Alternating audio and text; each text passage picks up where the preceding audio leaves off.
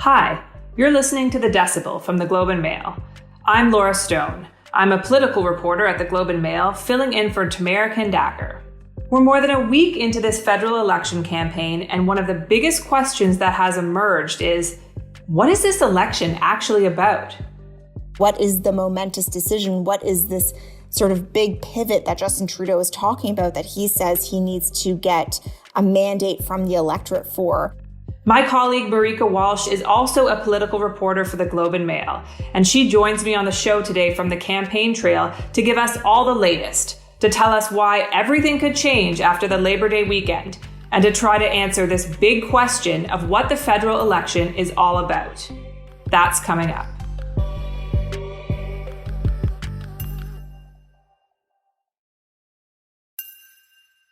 Hi, Marieke. Welcome to the show.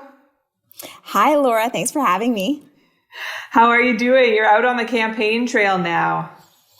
I'm great. I had a very early start to the day with the Conservative campaign. They left their Ottawa hotel ballroom for a quick trip to the GTA and Hamilton. Started the morning in a cow patch or a farm, stepped in some poo, but other than that, we're good to go. And can you just describe the scene around you right now? If we may hear some talking, whereabouts are you actually recording this podcast? So the Conservative campaign is camped out at a Hamilton hotel downtown. So I'm in a hallway. You know, you often see on the road actually reporters who are in broadcast sitting on the floor, sitting under a table, trying to protect their audio however they can. So my solution is two big Turkish towels thrown over my head in the hopes of better audio. All right, let's catch people up here. We're 11 days into this 35-day campaign. For those who haven't been paying as close attention as you and I to every event by the party leaders and all of their promises, how would you sum up what's been happening so far?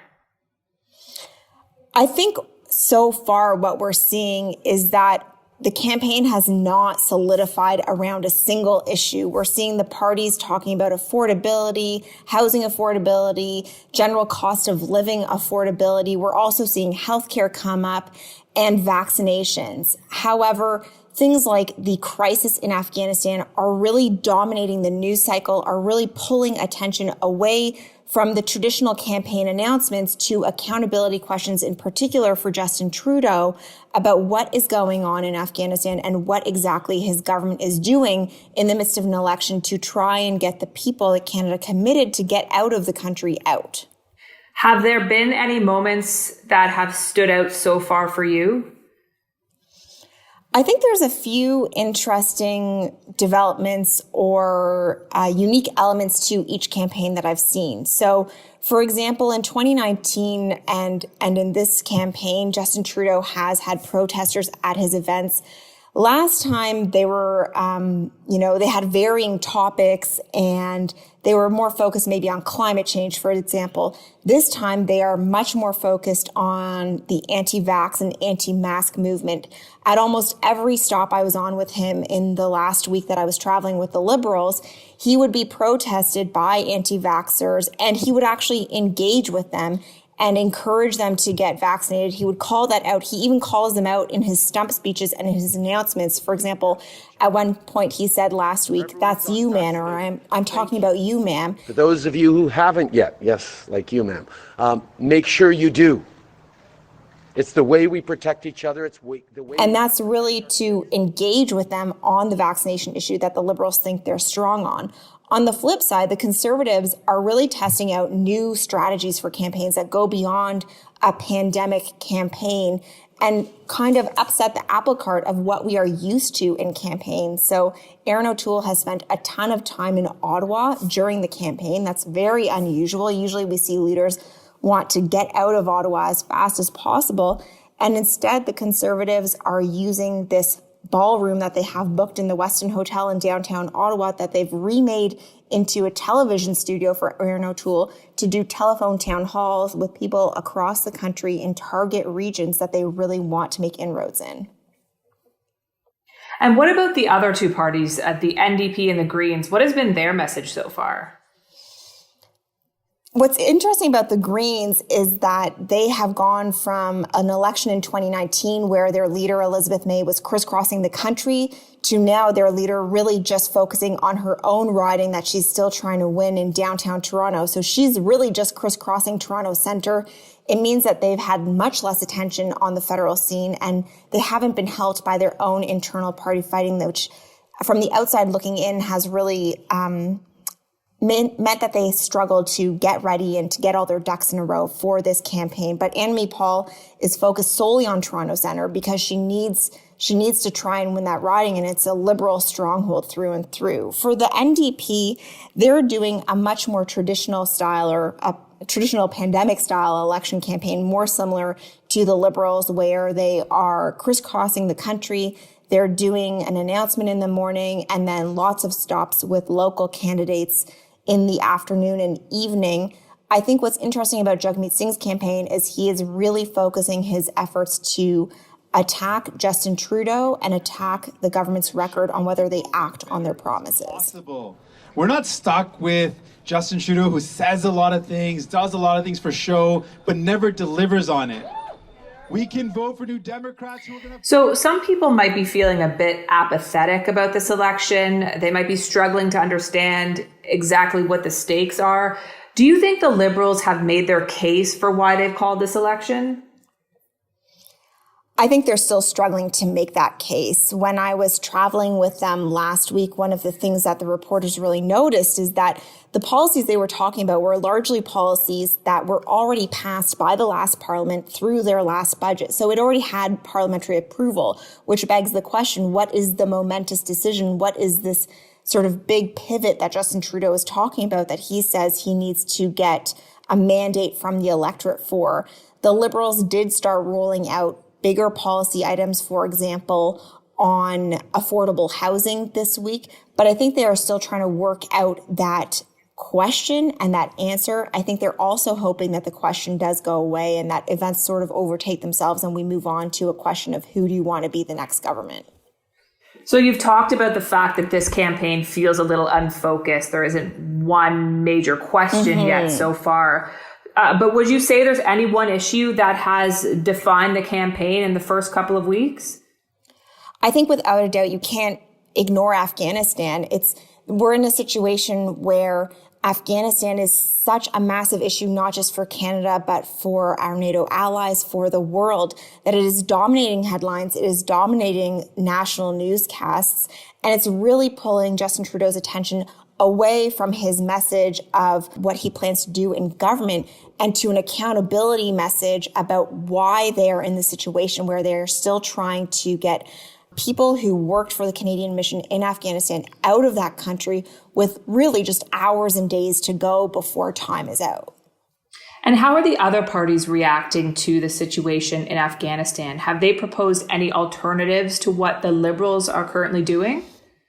There's been a lot of critiques from the other parties on how the Liberals handled this and why we got to the point where we are out of time on this, but not a lot of solutions. Aaron O'Toole was pressed by myself and other reporters on his campaign today in Brantford, and he could not really explain what he would do differently. He said that he would not leave Afghans who worked for the Canadian mission in the country, but was unable to explain what that means, what that would look like, what a Conservative government, if he was Prime Minister, would do to actually ensure that they are not left behind.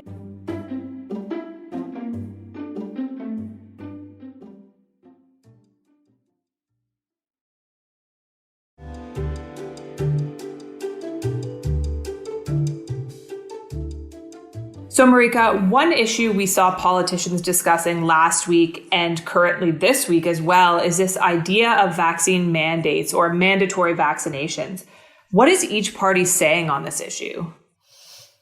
It's actually one of the last policies the government pitched before they called an election, and they have struggled to explain exactly how it would work. What we know is that if the Liberals are reelected, they would bring in a vaccine mandate that applies to federal civil servants as well as federally regulated sectors. That's things like airlines and shipping. On top of it, they would require a full vaccination for people who are traveling interprovincially on trains or who are flying domestically. And so that obviously is very broad and wide reaching. The question is what happens for people who refuse a vaccine, because the Liberals and NDP both say they support this policy and they would have accommodations for people who cannot get the vaccine if they are medically exempt. So in terms of how to enforce this for anti-vaxxers or people who are vaccine hesitant, Justin Trudeau says that there would be consequences, for example, for civil servants who refuse the vaccine, but he won't explain what they are. And in terms of travel, he says that you simply will not be able to travel if you are refusing a vaccination. And part of the reason why we saw some changes from the Liberals in their response and why we saw Justin Trudeau say very clearly on the campaign a few days later that there would be consequences for people who don't get vaccinated in the federal civil service is because the NDP supported the Liberal policy but went further in saying that they would not allow accommodations for federal civil servants who refuse the vaccine. And so the Liberals and the NDP have a very similar policy on this.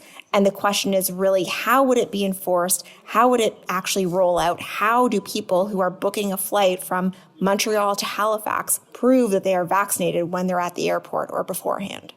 On the flip side, the Conservatives say that they are encouraging vaccination, but that they would not mandate it. And instead, people in the federal civil service and people who travel domestically on airplanes would have to take a rapid test or show a negative test result before boarding if they are not fully vaccinated.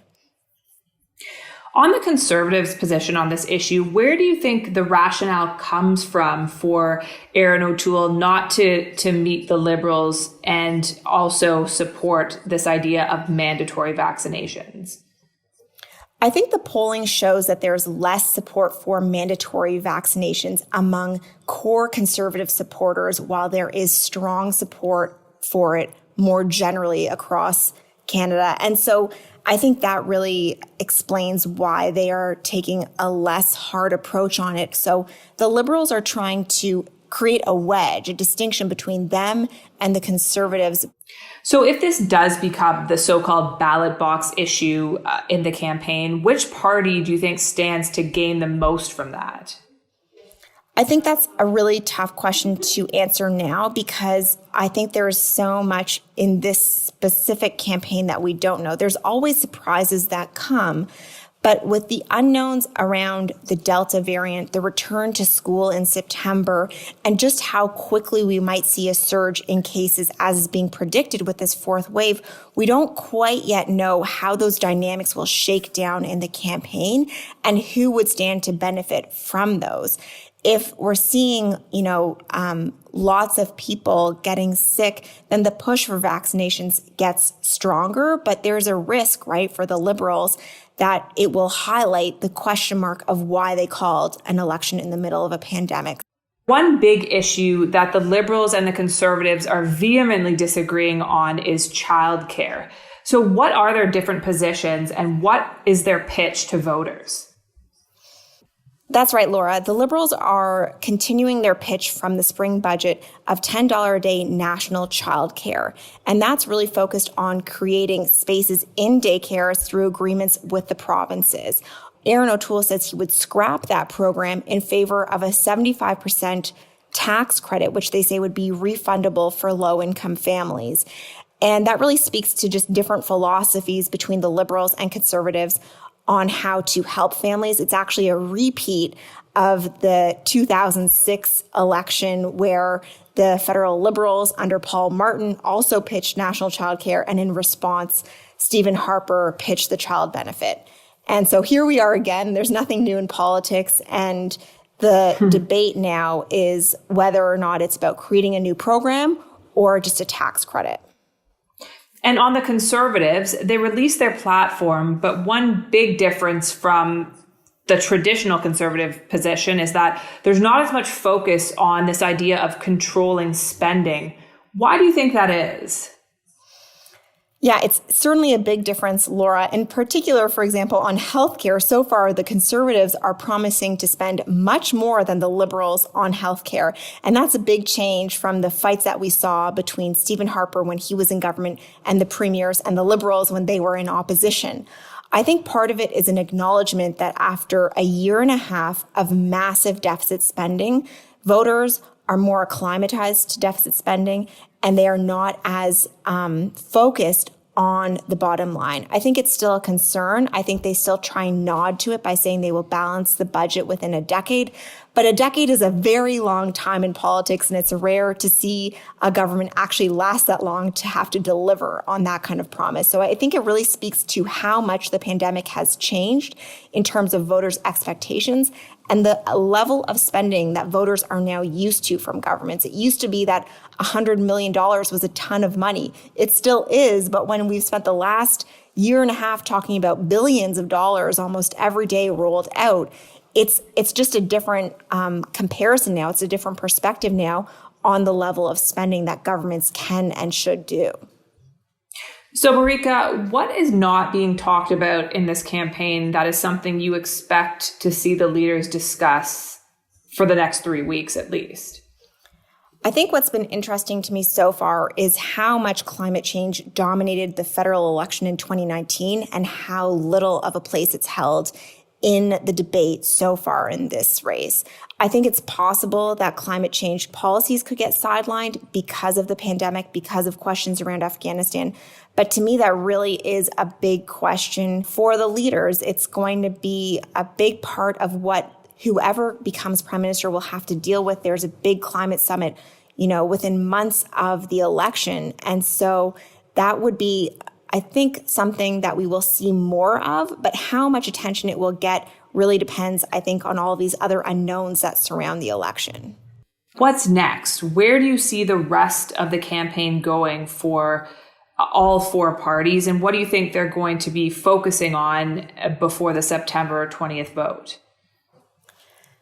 I think that a lot of the campaigns are looking at September as when the rubber really hits the road. It's already a very short election, but the first 2 weeks being in August when people are still on vacation means that there's less attention being paid. So starting in September, we have 3 debates, 2 of them in French. That's going to be the first time that Erin O'Toole is participating in that debate. It's the first time that Annamie Paul will be participating in the debate. And so I think that will be a moment for each of them to try and make their case to voters in a clear way and when voters are paying more attention. So that will be really important to see how they handle those debates. And I think on top of that, I think we'll see a faster campaign. It's going to be, I think, a sprint, not a marathon, because by the time we hit September, there's so little time left in the campaign that the parties are going to have to make every minute count on the trail. Okay, Marieke, and because you're the expert in this, what do you think is going to happen? Who's going to win? Oh, man, if I only had a crystal ball, Laura. The fun part about campaigns is that we actually never know what the result will be. I think the Nova Scotia election is a reminder for every party federally that campaigns do matter. The Liberals went in expecting that they would be able to keep government, maybe form a majority government, and instead the Progressive Conservatives ended that campaign with a majority government. And so we are reminded that these campaigns matters. There's so many known unknowns with the pandemic, and then there's always surprises on top of that. So I'm smart enough not to guess the result yet. And that's why we love you. Thank you so much for being on the show. Thanks so much for having me, Laura. That's it for today. I'm Laura Stone. Our producers are Madeline White and Kasia Mihailovich. Rebecca Weston is our intern, and Irene Galea also helped with this episode. David Crosby edits the show. Angela Pacenza is our executive editor. And thanks to Marieke Walsh. You can find her on Twitter at Marieke Walsh. You can email the show at thedecibel@globeandmail.com. If you want to reach me, I'm on Twitter at L_Stone. Thanks so much for listening.